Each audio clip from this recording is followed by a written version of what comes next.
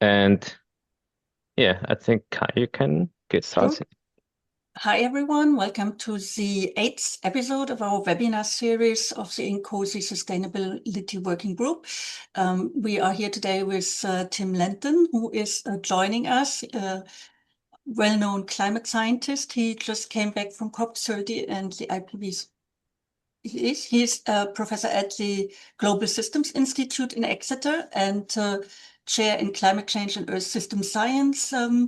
You just received the OBE for your work on climate mortality tipping points, I guess, essentially. You've done a lot of work on global tipping points, and I will put a lot of links and references to your work in the chat.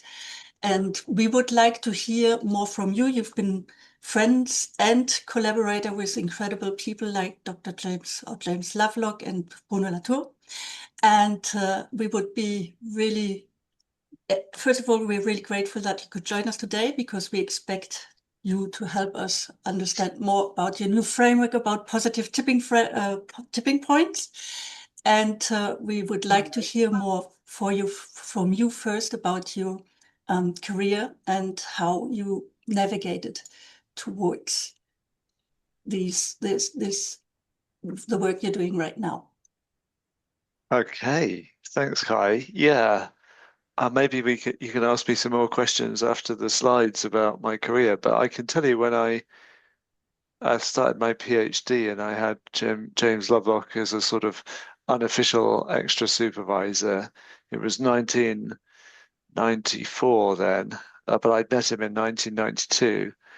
And I think the first thing Jim got me to do was read a bunch of um, cybernetics books, classic texts like Ashby, like Riggs's Control Theory and Physiological Feedback Mechanisms, which is one of the 1970s texts. So uh, whenever that was, 30 something, 30 odd years ago, I coming out as a graduate from Cambridge Natural Sciences, but like wanted to study Gaia and make kind of feedback systems models of the Earth, it was logical to train in self-train in cybernetics, and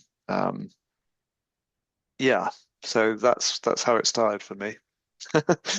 But I'm not sure I want to come back. Let's come back in the questions as to how I got from that to kind of tipping points in the climate and positive tipping points. But suffice to say, I was working with Jim Lovelock on all sorts of simple models, including his famous Daisy World model, and we were looking at the tipping points in these cybernetic models, like at the when life starts or collapses on Daisy World.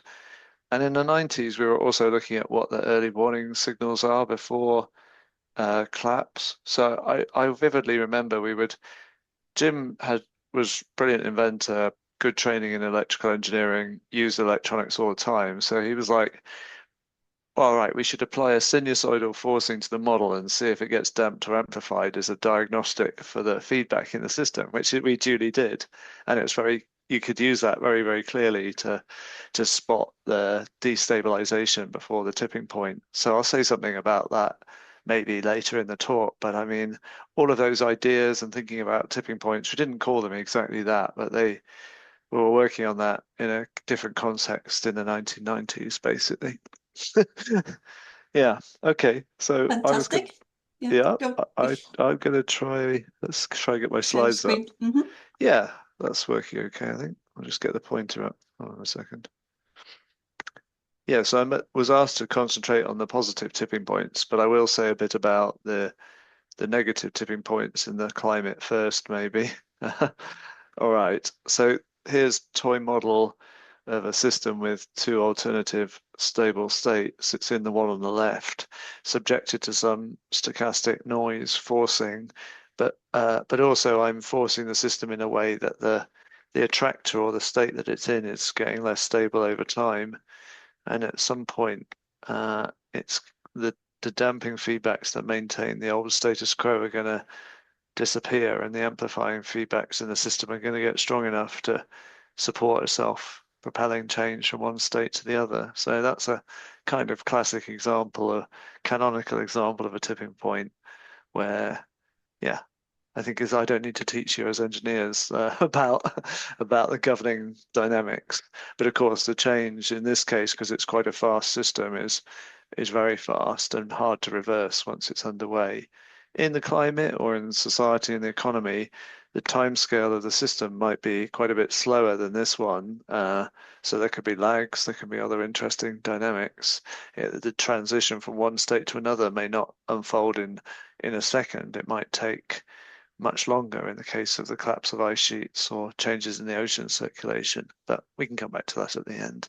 The change can still be very hard to stop and self-propelling. So in the climate, yeah, I've spent 20 years identifying I called them the elements, the tipping elements in the climate system that existed and were at risk of tipping due to human activities, principally global warming.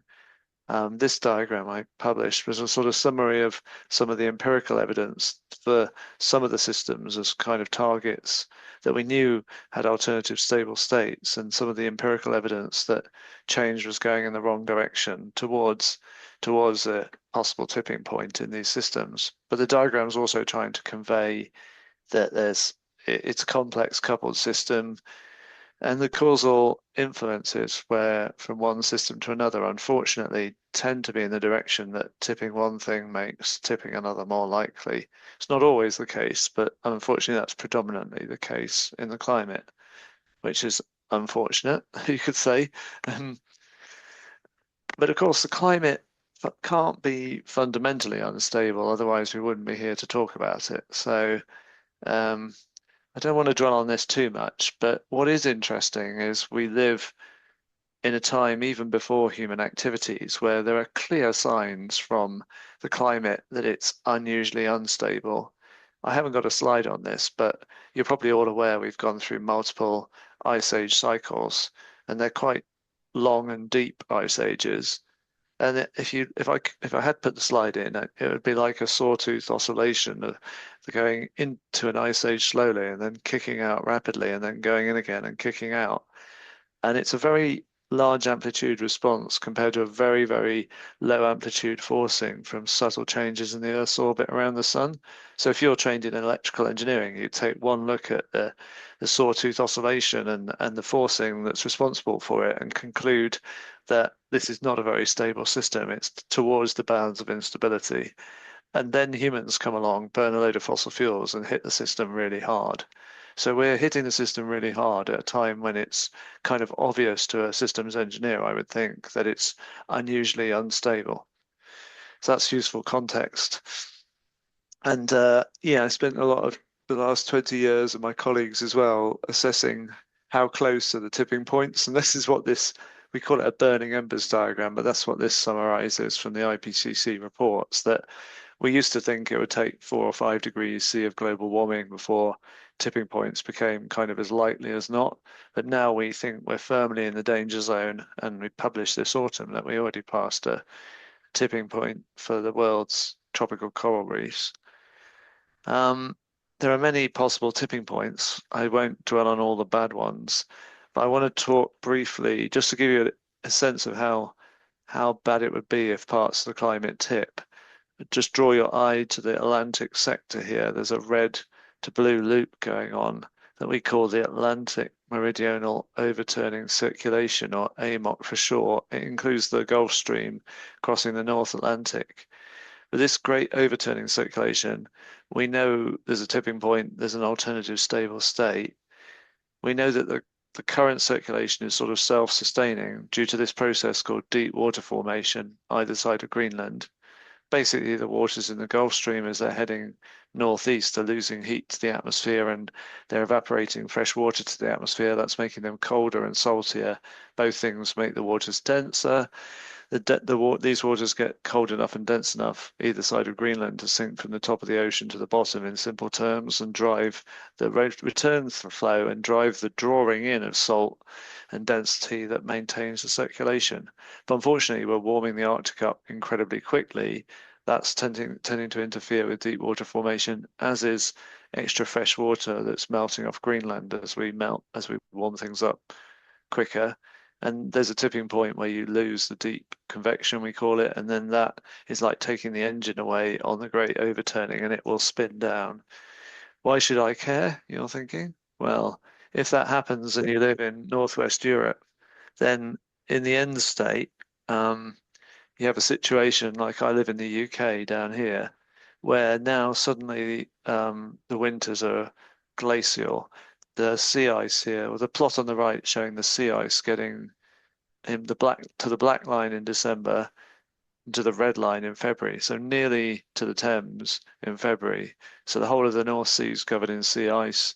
Whenever the wind blows from any of these northerly or easterly directions, it's blowing straight across a frozen surface. So the whole climate of the UK is radically altered in winter. It's minus 20 degrees C in London in the decadal extreme, and it's frozen solid for 3 months of the year in London. It's minus 30 degrees C in Edinburgh and frozen for 5.5 months of the year. And yet the summers, when the ice is all melted away, will be hotter than they are today, because this happens in a 2-degree warmer world. So this would be, in simple terms, catastrophic for where I live and neighbouring countries. But it's also bad news globally. Simple calculations, but basically it has all sorts of wider ramifications. This reorganization of climate, it disrupts the monsoons in West Africa and India. It causes pronounced drying across all the crop growing regions of Europe and also North America, and to a degree South America. So basically all the purple areas are where there's a major decline in suitable area for growing wheat and maize worldwide. And they're two of the major staple crops, and the viable area for those crops declines by more than 50%.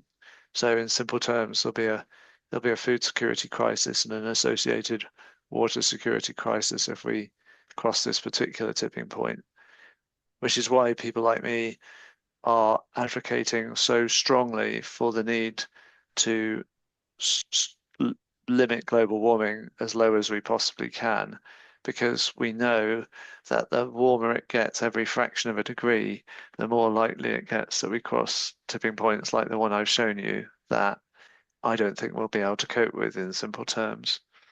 Now, we know that we're going to miss 1.5 degrees centigrade of global warming. Temporarily, at least, we're going to overshoot that in about 2030. But if we wanted, for example, to get back to 1.5 degrees C of warming later this century and minimize what we call the overshoot, then for emissions of greenhouse gases, or just of CO2 here, we have to go down a pretty steep declining curve to zero emissions by 2050, or net zero emissions as it's referred to as. And the thing about that is it would require a stunning acceleration of action or change. We talk in terms of decarbonising the economy. The units would be like greenhouse gas emissions per unit of GDP or economic productivity or dollar or whatever. Decarbonisation is happening, but basically over 5 times too slowly. So we need to go more than 5 times faster than we are at switching to clean technologies and behavior change and all the rest of it. That's a big acceleration. And that was the motivation for me to think about what I call positive tipping points, because it's only really credible if I can convince you that we could achieve a propelling or self-reinforcing or self-accelerating situation in the change to clean technology, like renewable energy, electrification of all end uses we can electrify, and so on. So that's my job in most of the talk. Having written a book about it, is I wrote the book, or did the research, because I needed to convince myself this might be possible. But also, having concluded that it could still be possible, I wanted to tell the world about what it takes to have a positive tipping point where the change from fossil tech to clean tech, if you like, itself becomes self-propelling. So it's the same simple model I started with. We're in an unsustainable state of the economy, powered by fossil fuels, 80% or so at the moment, tragically. Lots of damping feedbacks maintain the status quo. Most governments are still subsidizing fossil fuel extraction. Certainly some are also subsidizing consumption. There's definitely a hilltop to get over, but we can all imagine more sustainable states of the world powered by clean energy, electrifying as many end users as we can, etc., etc. My proposition and that we've got some evidence for this is that actions can shallow out the valley on the left, lower the hilltop, and ultimately, and we've already seen it for some markets and some major sectors of the economy, we can get to a situation where we tip from the unsustainable to the sustainable state. We're going to need a lot more of this, but I want to try and convince you that some of this is already happening, and it teaches us some really important lessons about how we could get out of trouble or limit the profound risks we're running otherwise. And of course, reap the net benefits of a cleaner air, a more productive economy, and a clean tech revolution and everything else. So I will talk about your kind of stuff as engineers, technology stuff quite a lot, but I'm going to start on something completely different, because if you want to convince yourself that a small change can make a big difference in society, so that there can be tipping points where a little bit of action actually yields a really big response, then you've got to remind yourself that that's happened in the past, lots of times actually. So to do that, I show you my relative Lillian Lenton, photographed in 1913 with a number on her jacket indicating she is in prison in London at the time, because she has just been caught red-handed burning down the tea house in Kew Garden, because she's one of the suffragettes who are staging a kind of militant activist campaign to try to force the then government to shall we say, acquiesce to their demands that for women's suffrage, that there should be votes for women, and that it's basically unacceptable to carry on running a country without the consent of sort of half the people that are governed. Anyway, Lillian, as one of the suffragette activists, did what they usually did when they got caught and went to prison, which was went straight on hunger strike. 3 days later, the state are force feeding her. But in this particular instance, so you force feed somebody by putting a tube through one of their nostrils and down into their stomach. But in this instance, they put the tube down the wrong way into one of her lungs and nearly drowned and killed her. She didn't die, but what happened was the authorities released her from prison to the care of her friends, so she can try and recuperate. But the Home Secretary of the UK at the time lied about what had happened publicly, in Parliament, in fact, said that Lillian was just recovering from the ill effects of being on hunger strike. But then there was a massive public hoo-ha, because a number of doctors and members of the political opposition realised that this was a lie, and that the state had nearly killed this protester or activist. Anyway, that started to shift public opinion towards the cause of the suffragettes. They weren't particularly popular, by the way, because they're burning buildings and smashing windows and all the rest of it.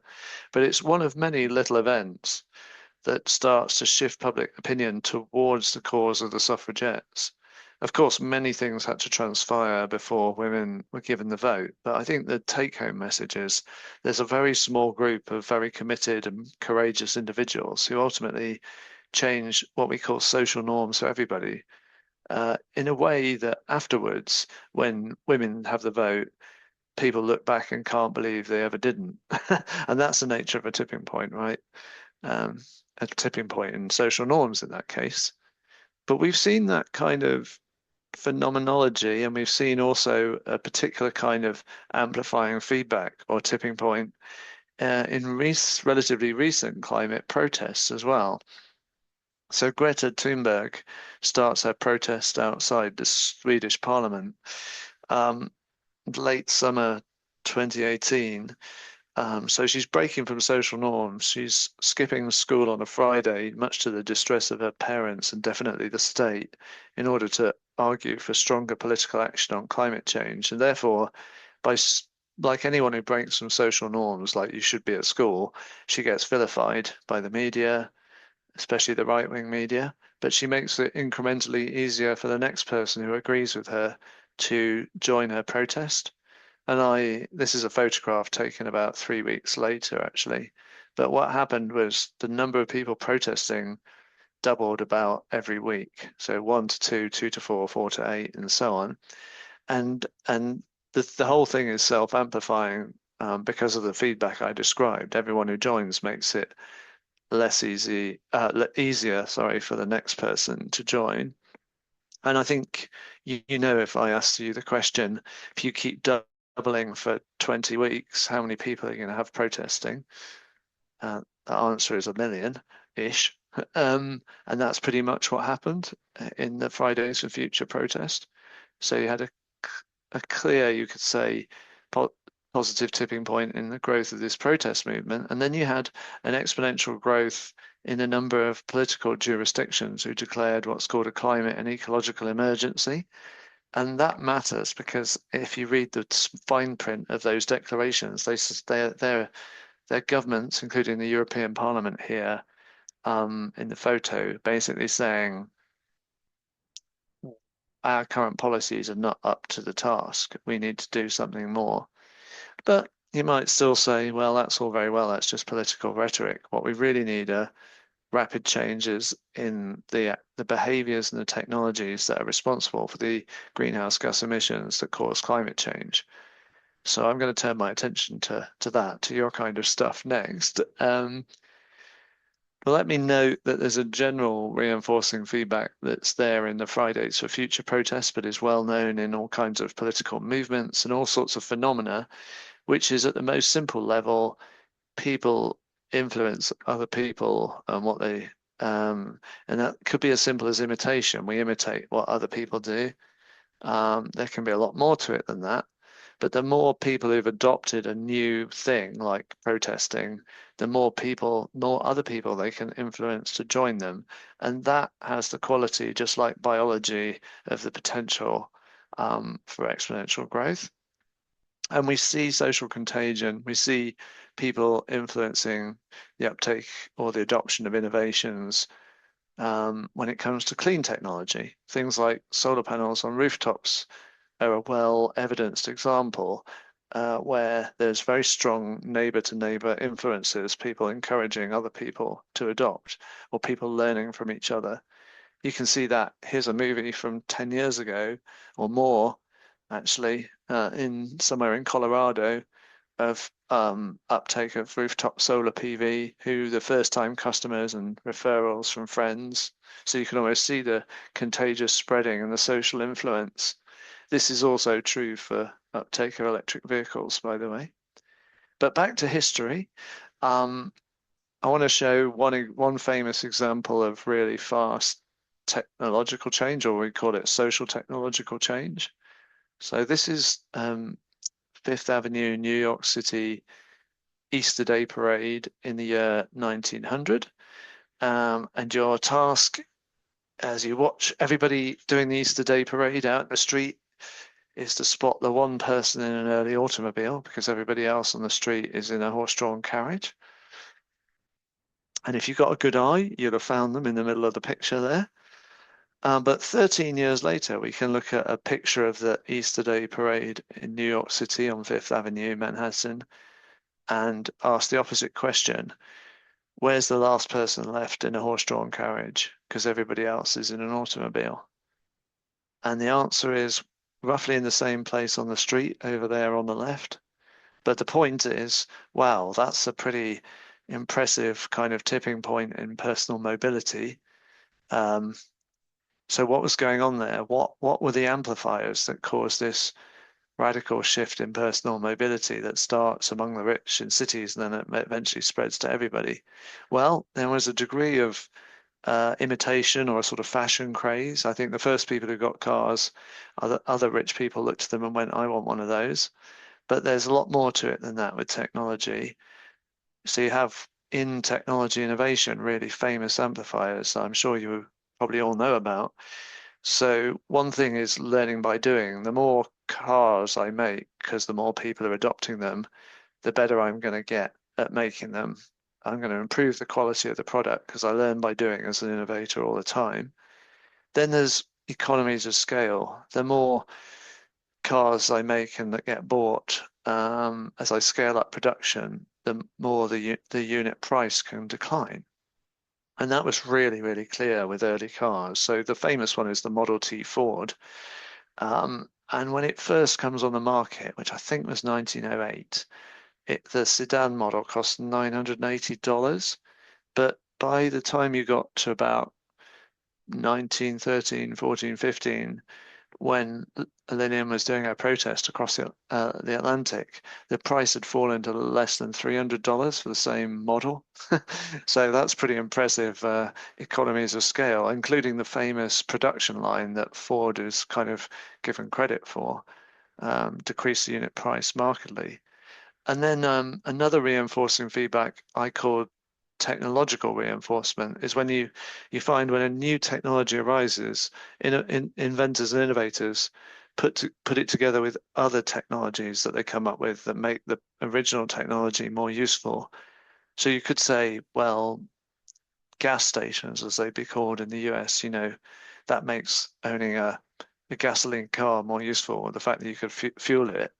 But also in the core technology, the first petrol or diesel cars, or gasoline cars, shall we say, petrol cars, their pain with those is you have to crank start them with a big handle. At some point around 1910, somebody worked out, oh, we can put an electric starter motor onto the internal combustion engine. And that reduced that one big inconvenience of the gasoline car, and led it to outcompete the other forms of engine technology, which were steam cars and electric cars, which all had a comparable market share early in the transition in the sort of early to mid 1900s. So yeah, three really important feedbacks that are common across technology innovation: learning by doing, economies of scale, and then what I'm going to call technological reinforcement. And they're common properties that can give rise to we call it S-curve adoption of new technologies, where the y-axis is like the fraction of a population that's adopted something new. And what's sketched on here with like a bell curve is the fractions of that population. And the idea is we're also looking at time heading to the right in terms of the uptake on the S-curve. But the general story in diffusion of innovations theory, if you don't know it already, is there's always some fraction of the population who are going to be the first to adopt something new, the innovators. And there's always going to be some laggards who will adopt the new thing over their dead body, but eventually they do tip and they do adopt. And somewhere in the transition, when you get to early adopters or maybe the early majority, you can reach a critical mass tipping point, it's called, where one more person adopting will trigger the rest, the majority, to adopt eventually in a self-propelling feedback. So that's a general kind of message. And there's a bunch of specific models about that include tipping points involving transitions in technology, as well as some transitions in ecology that I listed at the bottom. I don't want to give you the whole detail of a table, but it's worth emphasizing that these distinct mathematical models that are kind of grounded in empirical observations, several of them have this quality of the tipping point can be defined in terms of a critical mass of adopters, just like I described, even though the key amplifying feedbacks can be different in different cases. I've been talking a lot about what complexity economist Brian Arthur calls increasing returns. Basically, the technology becomes more attractive to adopt the more people who adopt it. And that's just really powerful amplifier. But as you can just get a sense from this, there's lots of other important amplifiers that can give rise to tipping points. And let's turn to the recent past. The evidence is there that some markets and some sectors have tipped recently. This is a famous example, at least for me. The Norwegian car markets tipped from petrol or diesel cars in browny orange to battery electric vehicles. In fact, I think the electric vehicle share, the last time I looked, was at 95%. And that's an S-curve tipping pretty rapidly.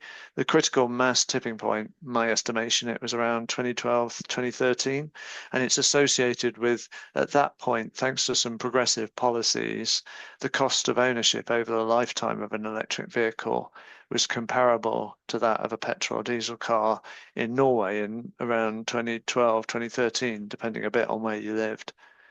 And the whole market, as you can see, tipped. But why did Norway have progressive policies? The answer goes back to just before the graph starts in 1989. It comes down to some social activists who, at least one of whom should be recognizable, because this is Morten Harket, who was the lead singer of the pop band a-ha, Norwegian pop band that was internationally famous in the 1980s. But he's also a committed environmentalist, and this is his architect friend, Harald Rostvik, architecture professor in Stavanger in Norway. And these guys, along with their environmental activist friend, Frederick, other members of the band. In the late 1980s, they're frustrated with the Norwegian Prime Minister, Gro Harlem Brundtland, she's called. She'd been preaching sustainable development to the rest of the world. She went back to being Norwegian Prime Minister and pretty much immediately increased oil and gas extraction and exports from Norway, which they viewed as a hypocritical thing to do. And they knew that Norway already had like 95% hydropower electricity. The electricity is cheap, the grid was strong, and that electrifying mobility was a distinct opportunity for a more sustainable Norway. And they wanted the government to actually demonstrate its commitment to sustainable development. So what they did is they came up with 9-point policy plan for how you could incentivize electric vehicle uptake, including waiving the import registration tax for electric vehicles because no one makes cars in Norway, waiving VAT, giving free access to toll roads, free access to ferries, free parking, a bunch of other stuff. They also mounted a publicity campaign using the fact that they're a world-famous pop band to draw attention to their 9-point policy plan. So here they are, photographed in 1989. They're in Bern in Switzerland at the annual solar electric vehicle races that move around the world. But they're pictured in front of a hobby converted, we'd call it a Fiat Panda in the UK. But it's being converted to an electric vehicle by the Swiss truck company that's called Larag. And it's not got a modern lithium-ion battery, but it's got some kind of less brilliantly performing battery, but enough to give it a range of 50 kilometers or something like that. And the next year in 1990, they imported a white version of one of these into Norway, and they got the first policy demand, which was to waive the import registration tax for electric vehicles, agreed to in a sense. They couldn't get any of the other demands agreed to immediately, so the members of the band would drive the electric vehicle around the toll roads around Oslo, but refuse to pay the tolls. Then they would get the vehicle impounded. Then they would turn up at the auction for the vehicle with the world's media watching them, kind of embarrass the state. And the story goes that someone in the audience would often stand up, buy the vehicle, and give it back to them so that they could repeat the cycle. Now, this cycle was repeated about 7 or 8 times during the 1990s. Before the state kind of came round to their other policy demands to waive the road tolls, to waive the VAT. So around the early 2000s, suddenly the Norwegian state got on board with the plan, and then Norway starts experimenting with little city electric vehicles or whatever. And of course, there's learning by doing, etc., etc. And then you saw the end result. Well, that's just Norway. So what, you're thinking? But in this critical technology more generally, you've got a bigger story. On the left-hand axis, we've got the price of batteries per kilowatt hour over time, and it's plummeted through the 2010s. Stabilized a bit with the war in Ukraine and is plummeting again now. And this is a fantastic, we call it learning curve, but example of the more batteries we make, the cheaper they get. But actually also the range you can get from a given mass of battery went up nearly a factor of 3 in a decade, which I think is a spectacular engineering achievement. And those are really strong amplifying feedbacks that are supporting, on the right axis, the exponential growth of the fleet of electric vehicles worldwide. That's what the bar chart is. That fleet is doubling every year and a half at the moment. And it's doubling faster in China. The doubling time is about a year in China. So the tipping point is arguably spreading worldwide. The situation is becoming self-propelling. It matters because about 14% of greenhouse gas emissions come just from road transport. So electrifying road transport is a big deal for the climate. And even better, there's some sort of cascade interaction. So I was telling you a story about how Norway used policy to start the tipping. But the further this spreads, the less policy is needed, until no policy is needed, because the electric vehicle is just the cheaper and the better option, and everyone's going to choose to consume it.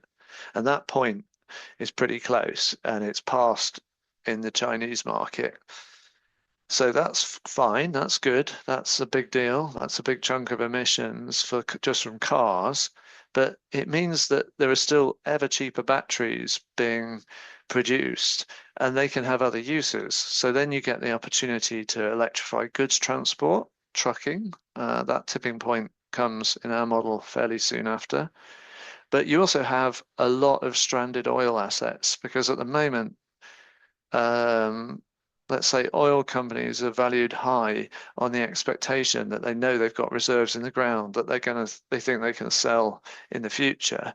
But if the tipping point to electric vehicles happens, we've already calculated that the demand will disappear for a chunk of that oil asset, which will mean the oil firms, when they spot this, have to diversify and become something else.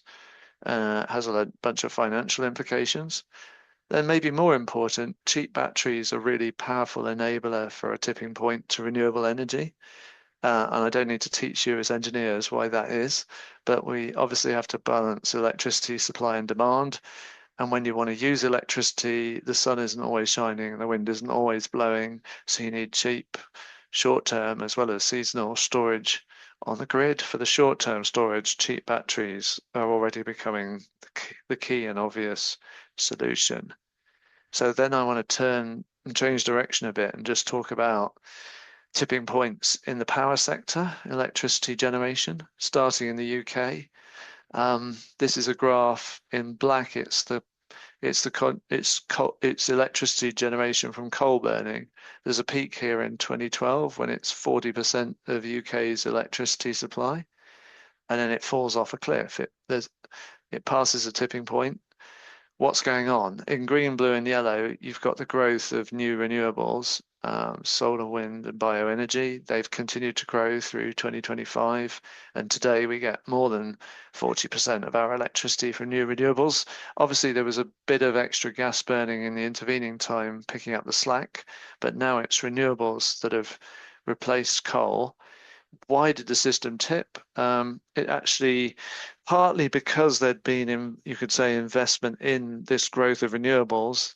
And if you're the utility company operating the grid, you take every bit of renewable energy you can, first of all, to try and meet demand. And then you'll turn to the next cheapest generating option, which traditionally would be coal burning. But in the UK, we put a modest so-called floor price on carbon that was stepped up over time.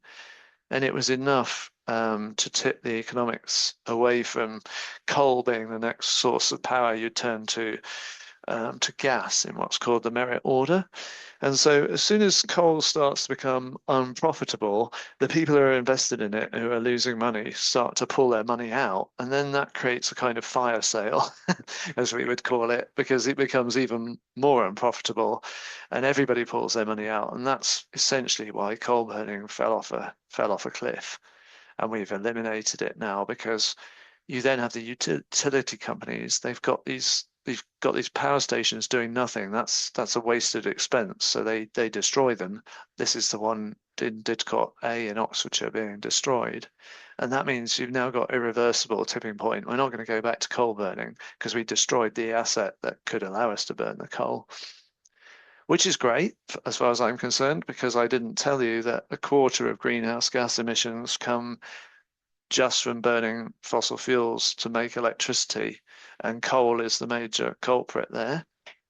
But in the big picture, the exciting news that I'm sure you know already is that we're now in a world where the more solar panels, as shown in this plot, or the more wind turbines we make, the cheaper they get. And for solar, they get cheaper spectacularly in the sense that every doubling of installed capacity causes a roughly 25% decline in the price of solar electricity, and an even steeper decline actually in the decade 2008 to 2018. And the plot carries on, by the way, if I had more up-to-date data. So now almost everywhere in the world, the combination of solar and battery storage, or wind and battery storage, is the cheapest source of power by our best data calibrated model estimation. I don't show 2025 because the paper was published in 2023, but in 2023 in blue are the countries where some form of onshore or offshore wind was the cheapest new source of electricity if you included battery storage in, and pinky red was where solar was cheapest. Only a few countries where it wasn't one of those two.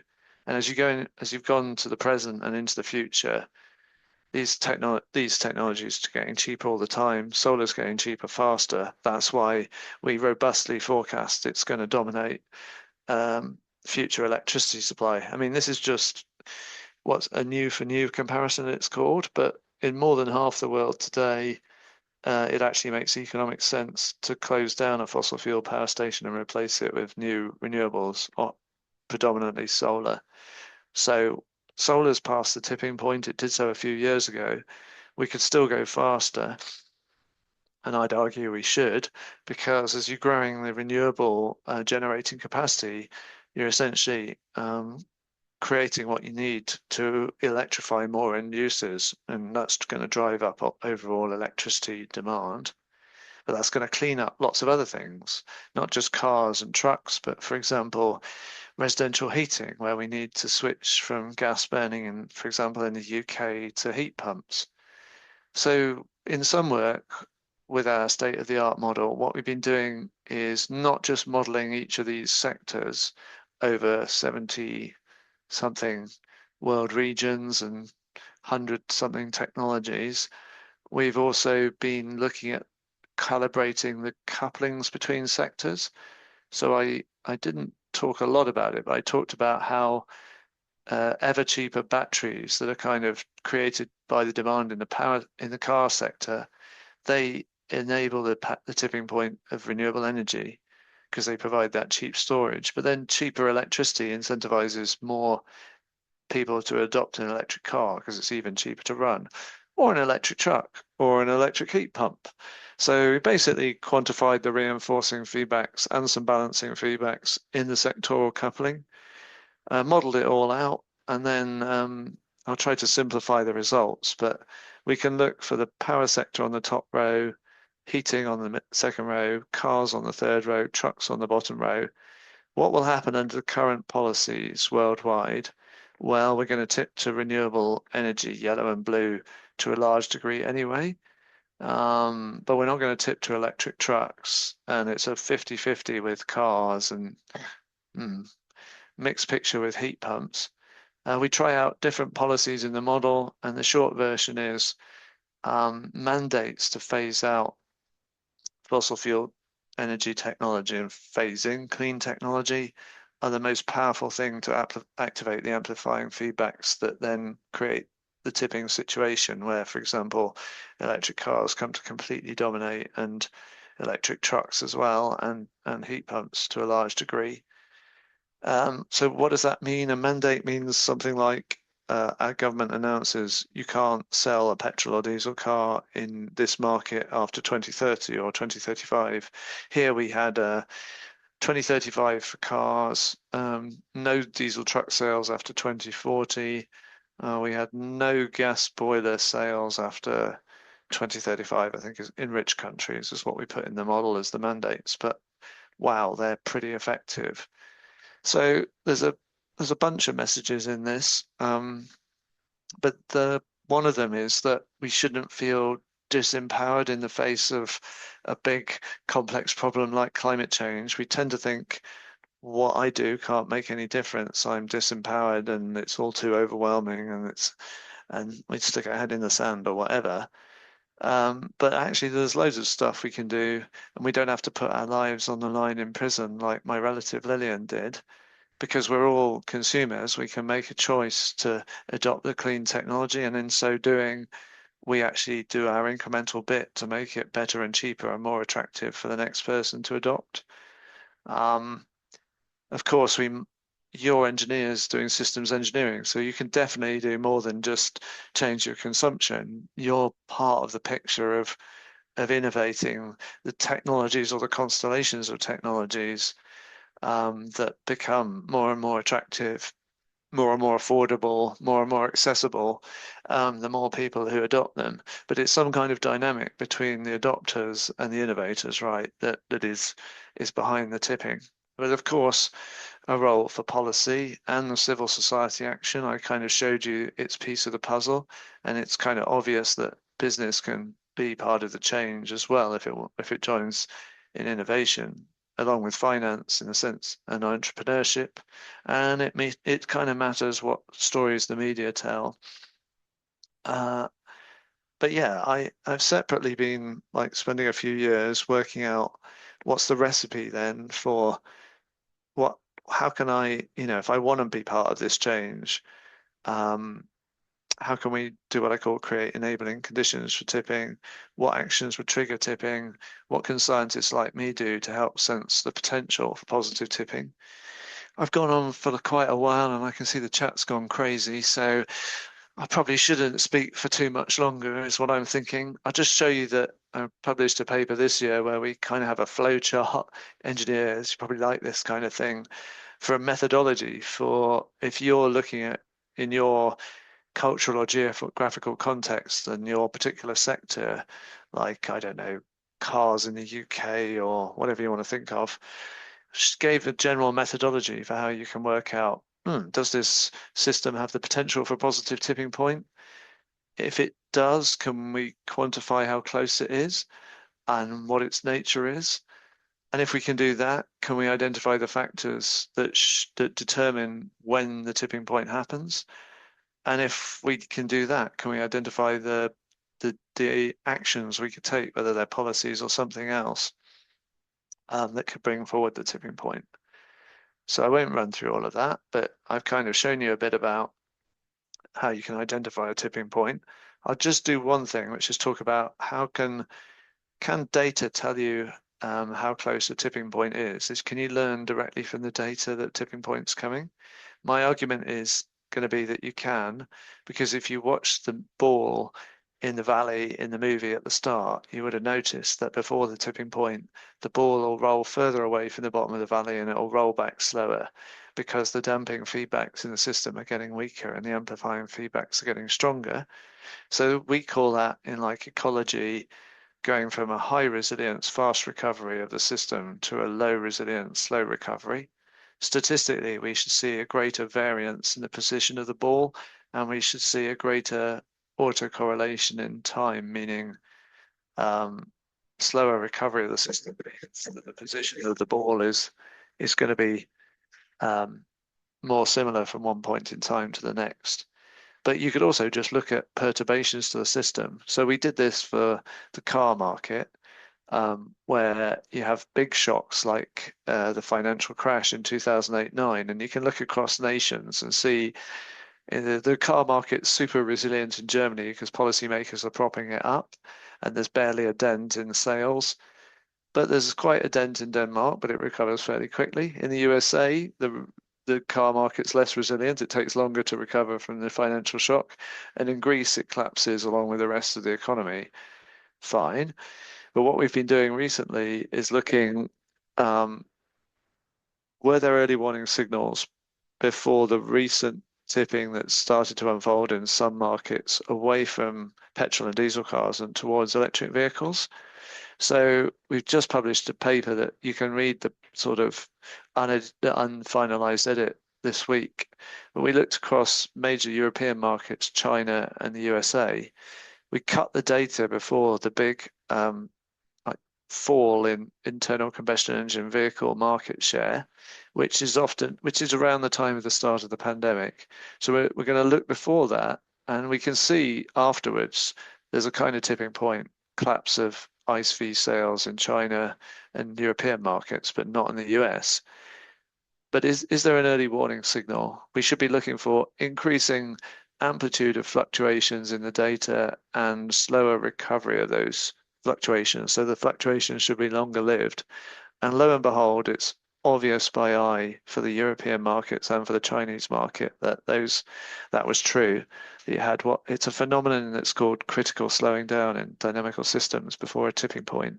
It's really clear and statistically robust in the data, and it's not there in the USA. And you'd argue, I think, from the data that the US market didn't tip.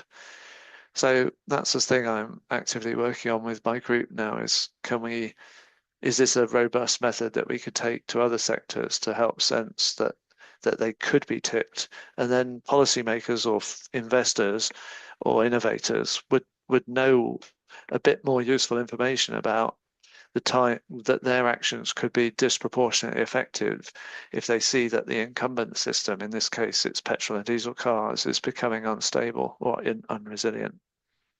Right, I won't say more. I'll just skip through. There was loads of other material, but I'm out of time.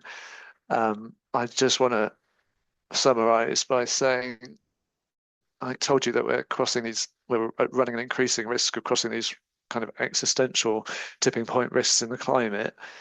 That the only way to control those risks is to radically accelerate action to shut down the emissions, greenhouse gas emissions that are causing them. But I tried to convince you that there are instances of that incredible self-accelerating positive tipping point change already happening, and we can understand something about the actions that brought it forward, in whether it's Norwegian cars or UK coal burning or whatever. And that gives us a recipe that we can choose to apply, or not, as the case may be. But obviously, I'm advocating for us to all get on board with this program in the interests of collective flourishing and avoiding some otherwise unmanageable risks. So thanks for listening. Look forward to taking some questions and stuff.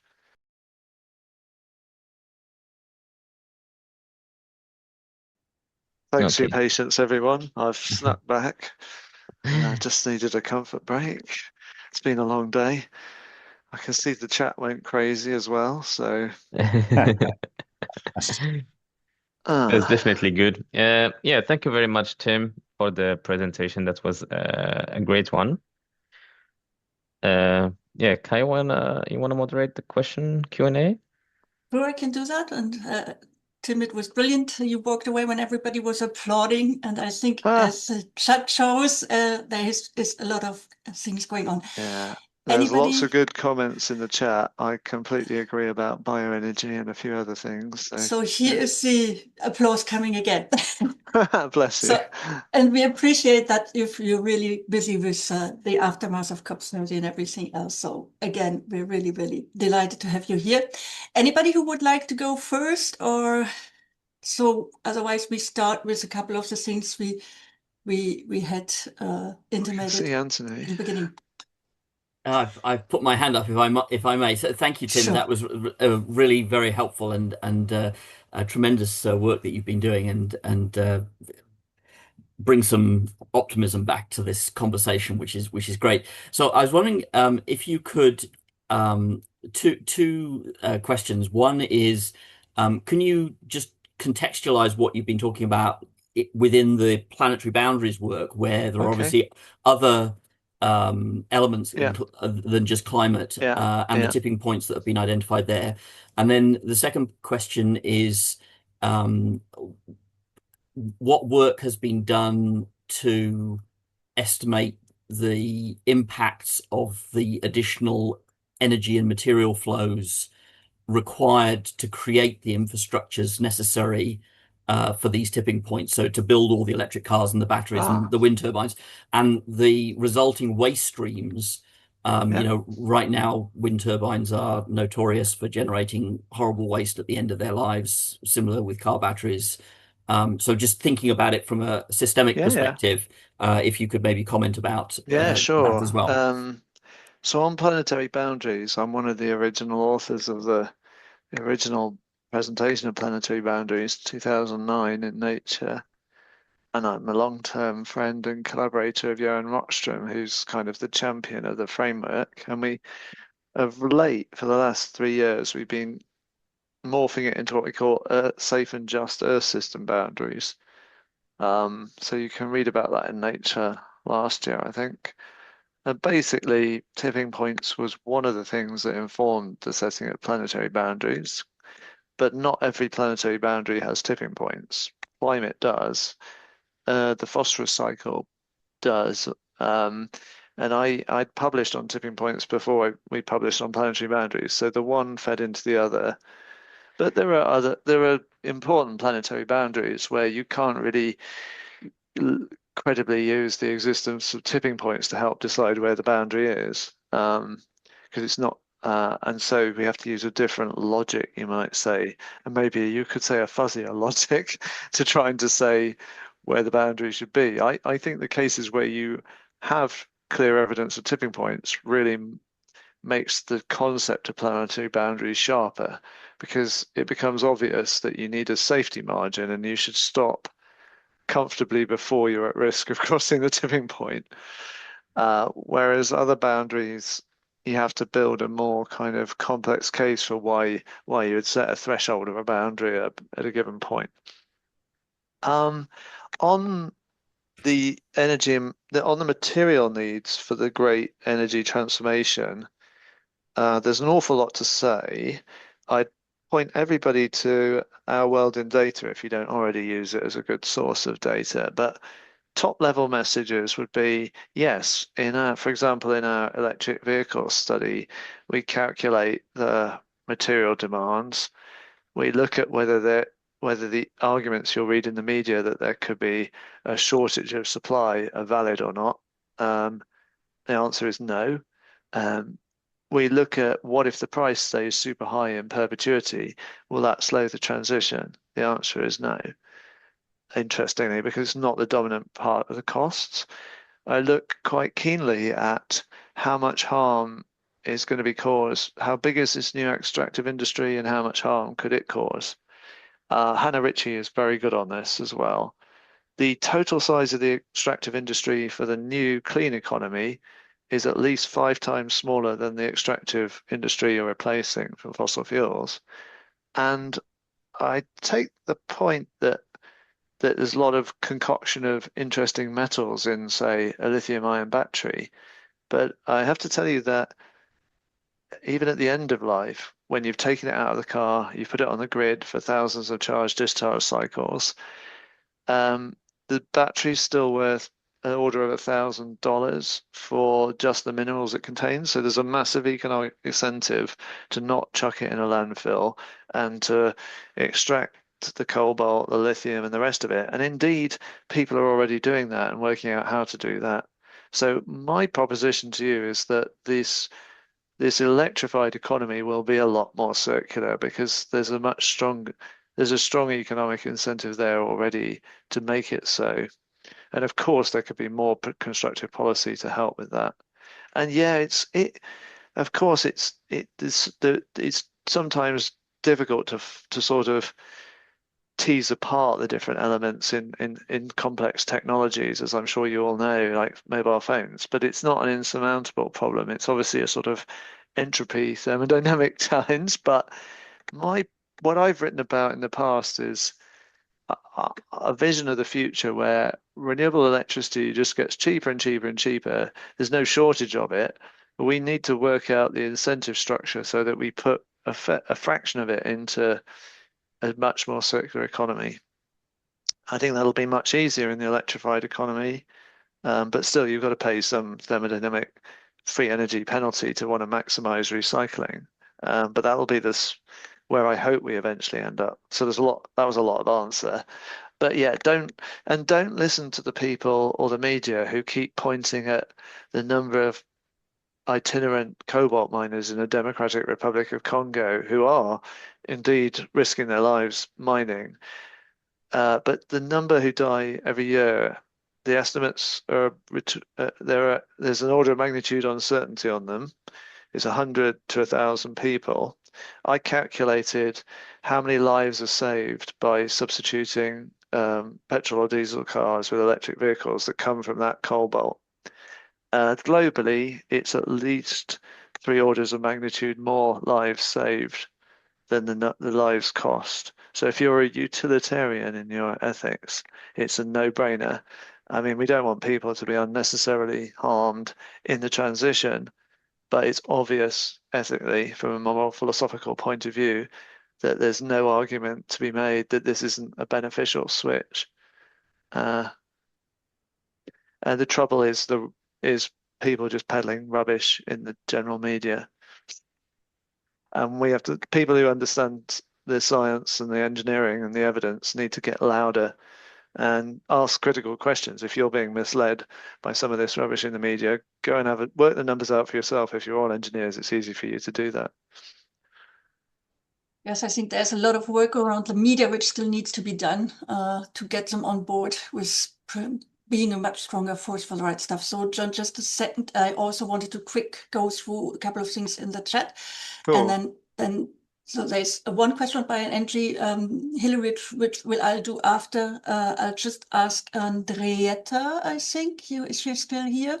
She wanted to ask you about the tools, which tools did you use for modeling on the, yeah, where for on the on the energy transition? No, for Claudia, Andrietta is not, yeah, okay. Can you just open your mic, or do you want me to ask the question, Claudia? Yeah, no, I can ask the question. Thank you. Yeah, so basically, I mean, I'm very familiar with the topic because, as I wrote in the chat, I have used myself dynamic modeling to model basically tipping point within the sustainable transport. I have done a PhD in Sweden. Mm-hmm. Yeah. I was just curious what types of modeling tools and simulation tools you were using in your studies, and if you had any guidelines for which ones are most useful in which cases.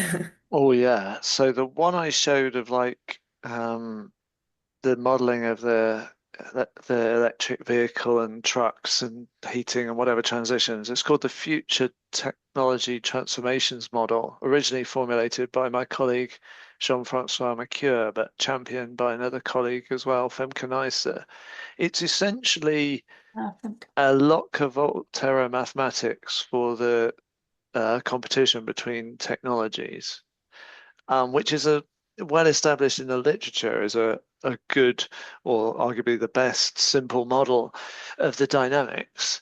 So, for example, the growth rate of a new technology is a function of the size of the population of the technology that already exists. In other words, you're going to be able to make more solar panels if you've already got more production lines or factories. But you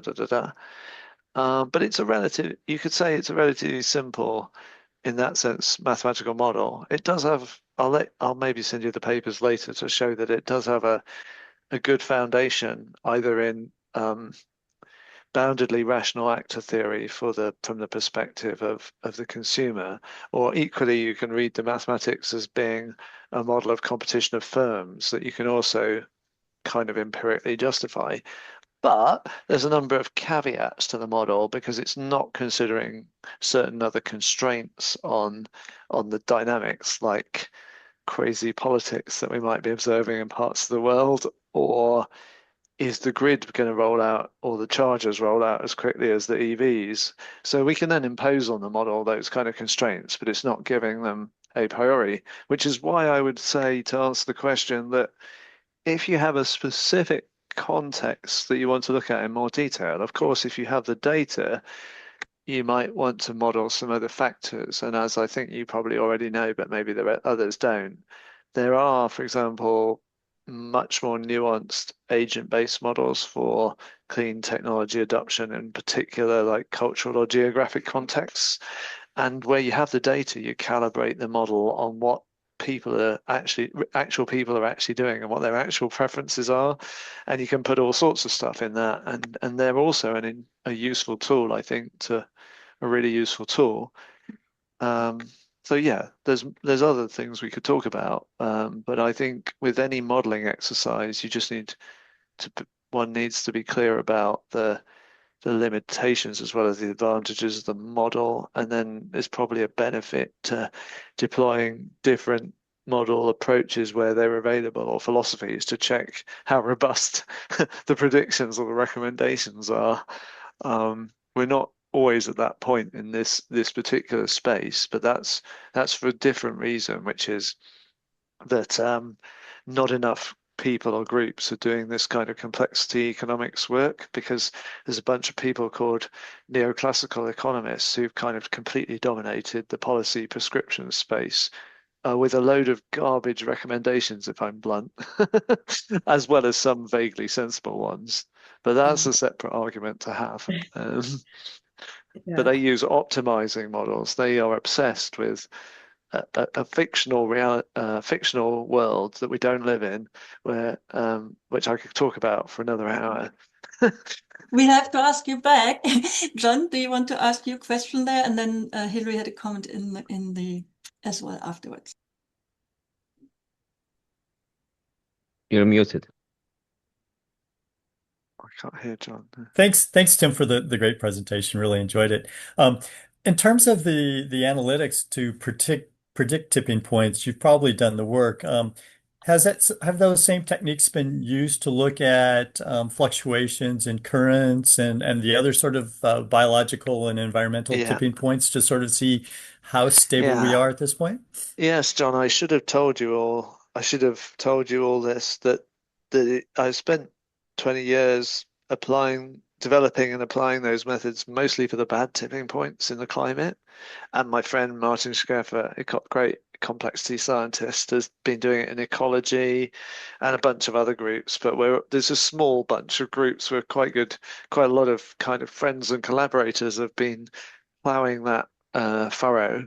And it's been really productive because we've been able to show in a bunch of different complex systems, including the climate and ecosystems and the human body, these generic early warning signals of a tipping point are there under certain conditions, which we kind of understand mathematically. So yeah, that's an area that grew out of almost nothing when we first started publishing in 2006, 7, 8, and is now a little cottage industry.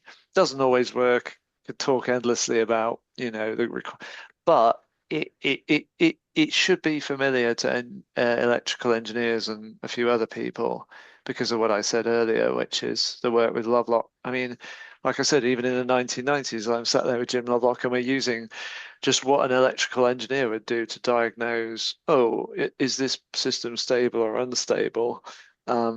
Engineers should know that this is a generic phenomenology, that you can diagnose the balance of feedback in a system if it's subjected either to, in the engineering, you put a deliberate sine wave or whatever you want into the system, or give it a deliberate perturbation and measure the response.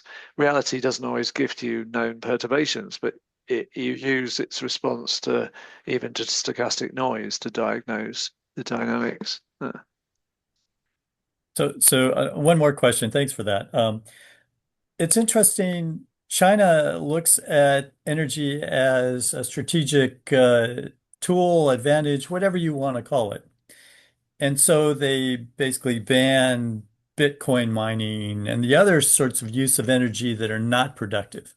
So they can ensure that the energy is used as much as possible for things that give them competitive advantage. And I believe in China also, if you create lithium batteries, you have to recycle lithium batteries. And so it seems like they're doing a number of things that would be actually good policy just about anywhere on the planet with respect to trying to get ahead of the challenges that we face. And I'd just like to hear your thoughts on that. Yeah, what can I say? I Yes, indeed, you're so right. So China did industrial strategy, and it did it, and it does it, and it did it well. It didn't do it perfectly, but no one's perfect. They're not the only people who can do industrial strategy. Denmark has done a great job. I could talk at length about that. Um, and that's a completely different kind of politics and culture, right? But it's been, it's triumphed in offshore wind. And then so kudos to China, but also kudos to Denmark and kudos to a few others who've shown there are different ways you can deploy smart industrial strategy and then lead the world in clean tech.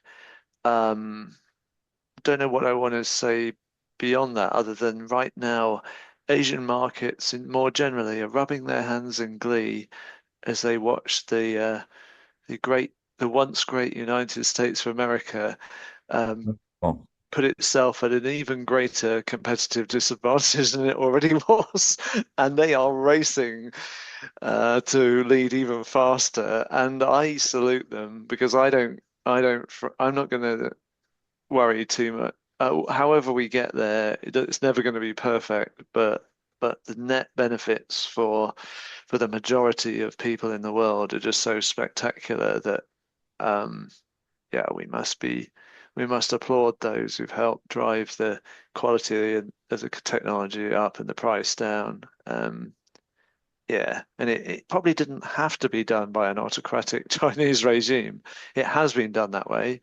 The Denmark shows that you could have done it another way. But the problem with neoliberal democracies, as we still call them, is the neoliberalism that has said that that we can't have an industrial strategy.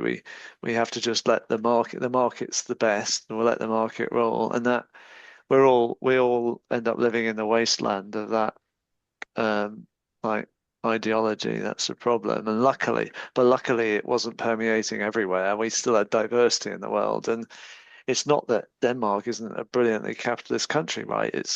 Always in the top five for places for doing business. It's a shining example of capitalism, but it's a different kind of capitalism. It's not a complete.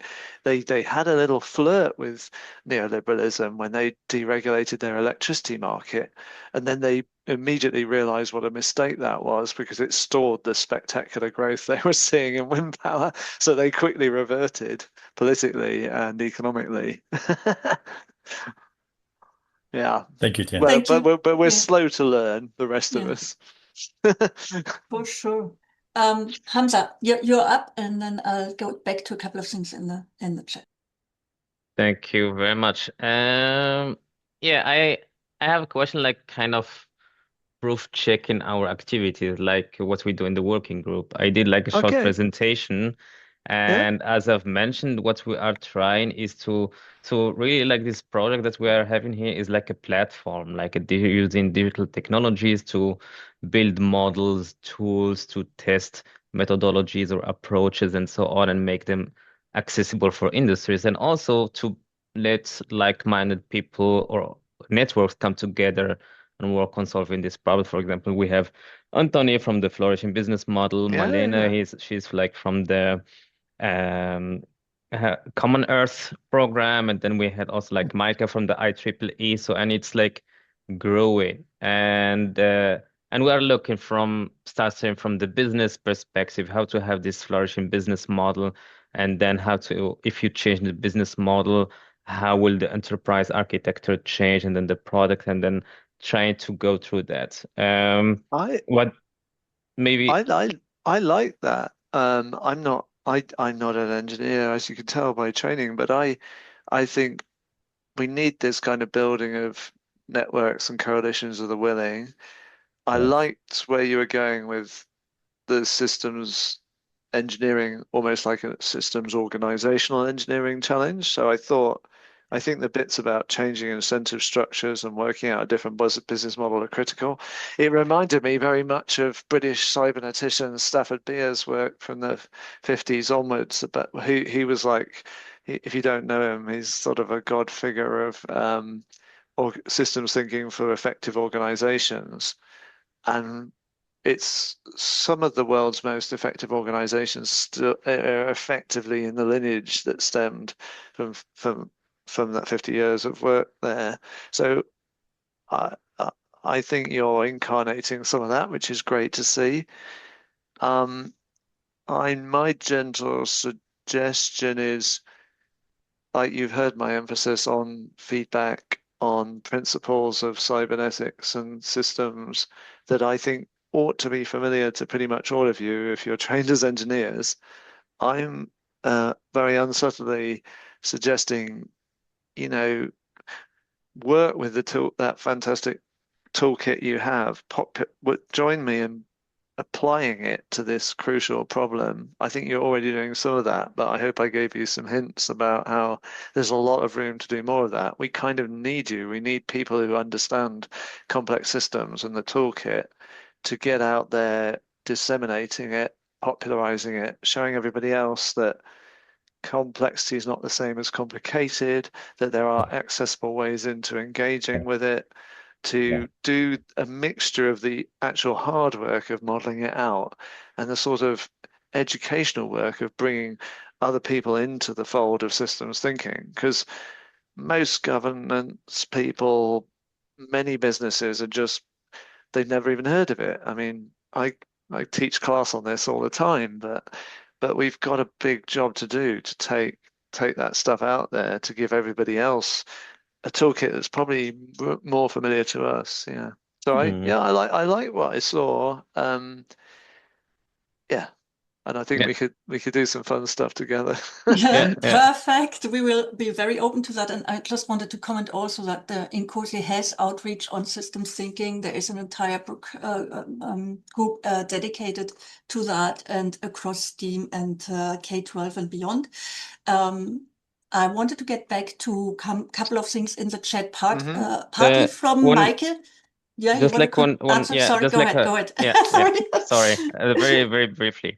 Yeah, so that was like actually my second question. I think this is like something we will be looking at is also like the effect on the work we do. So I think we will be definitely looking on how to integrate these positive tipping points with the activities that we do.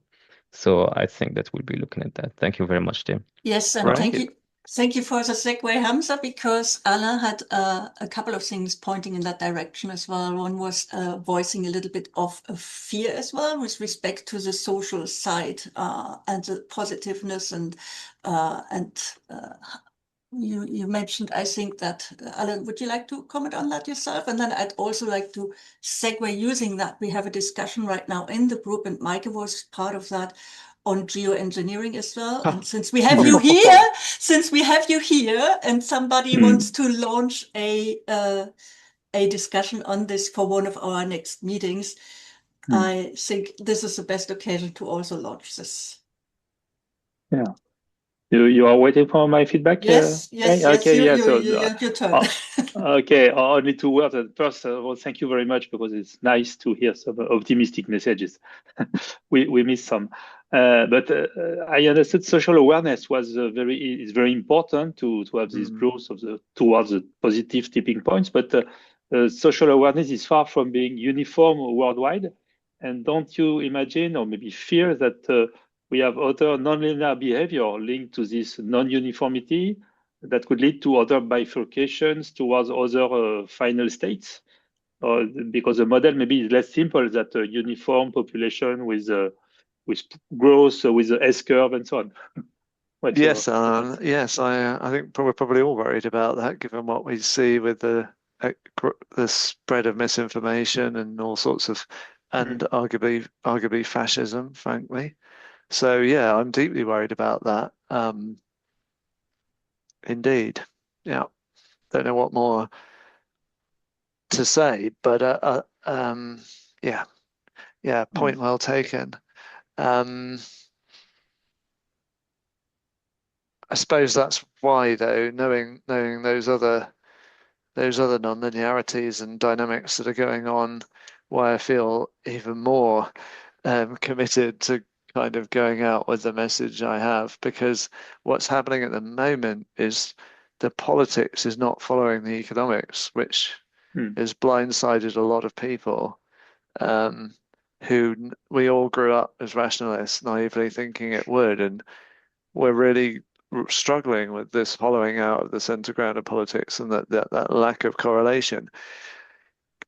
Well, I expect we're all hoping that eventually the politics has to follow the economics, but the damage that could be caused in the meantime is the problem. But we do know that that polling across the world, 75, 80% of people support stronger action from their governments on climate. So the perversity of the situation is there's majority support for the sort of agenda you and I are pushing.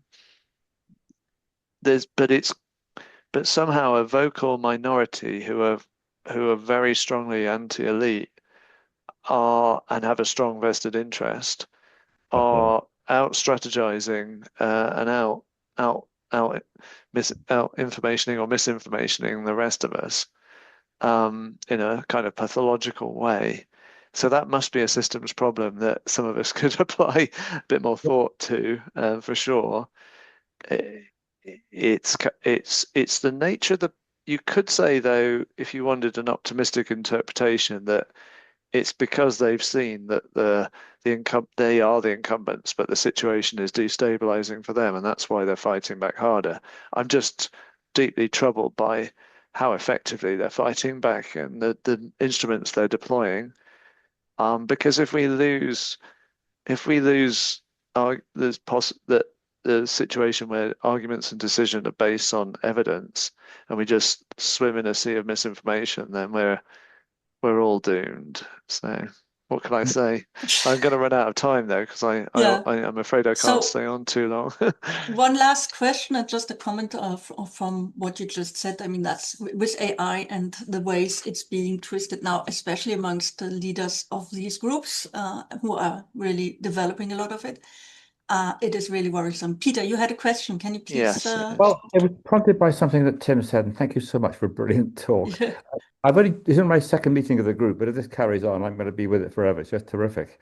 I think it was something that you hinted at in your summary, and I'm really thinking about, and I want other people to help me. But making progress is really thinking of what a landing point might be, assuming that we get through these tipping points. I don't think it's too soon to speculate on what stable dynamic ecologies of people and technology and nature might actually look like. And there's work coming out of colleagues I know who are working in ecologies, and they're coming out with general principles for dynamic stability of ecologies. And I'm thinking about how not just systems thinking, but systems engineering, in other words, how you architect these problems and structure them into ecologies. I've only just started this. I gave a very quick brief the other day, but I'm sure it's got legs in it. It just feels like the right thing to be doing, because if you know where you're heading, if you can get through the tipping points, the sort you suggest, you need to be thinking about where you want to land on the other side. It's not too soon to do that, I don't believe. I don't know who else is doing it. I feel a bit. No, you're spot on, Peter. In fact, if you don't have a vision of your destination, if you like, you miss one of the key ingredients that's motivating you to be the social movement or the entrepreneur or the innovator or the whatever. So if you look back at the history of it, you can look at what Henry Ford, for example, wrote or said, or you can look at the suffragettes. I'm just picking a couple of examples. You'll see that they had a vision of a world, and they also had a self-efficacy, it's called, the belief that your own actions can make a tangible difference, and also collective efficacy. They understood that they formed a group collectively, their actions could be effective. So they had the right, you could say, psychology. But visions are really valuable, and there's a great literature on that. So you can drop me a line and I'll give you. But this is widely acknowledged and understood in the field or the fields I work in, I would say, and certainly by actual people actually trying to make a difference in the world. But what we haven't maybe done enough of is this. Well, there is really great activity on future social, ecological, technological visioning. But but there could be more of it, I think is what I would say. I teach class on this, so I give a few examples I really like. Artists have been playing a really interesting role, for example, in helping visualize a place-based, culture-based vision of this different future. But also some software people have come on board. Vision Maker NYC is worth a look. The last time I looked, it was still a beta piece of software, but if you lived in NYC, New York City, you could use this thing to play games in a geospatial. Oh, should we put more park there, more flood defense here, this, that, the other? There's basically the short version is there's certainly loads of scope to bring the visioning element in more strongly. And of course, the systems engineers could play a cool role in that. Yeah. I like your group. Let's keep in touch. Well, that's great. Yeah, thank you very much, Tim. I guess you're also like a very busy person, so if you can give us like a contact, maybe someone from your research group and so on, we can see. I've got a really how we great can- group. Yeah, and a yeah. great yeah, thanks. Cool. Then, thank you Thank very you much very for joining much. us. Thank you, Kai, for organizing this. Thank you for the generosity of Tim. Yep. And thank you everyone for joining and for your questions and discussions. We will keep in touch and we will definitely be working together in the future. Thank you. Ciao, ciao. Thanks. Ciao, ciao.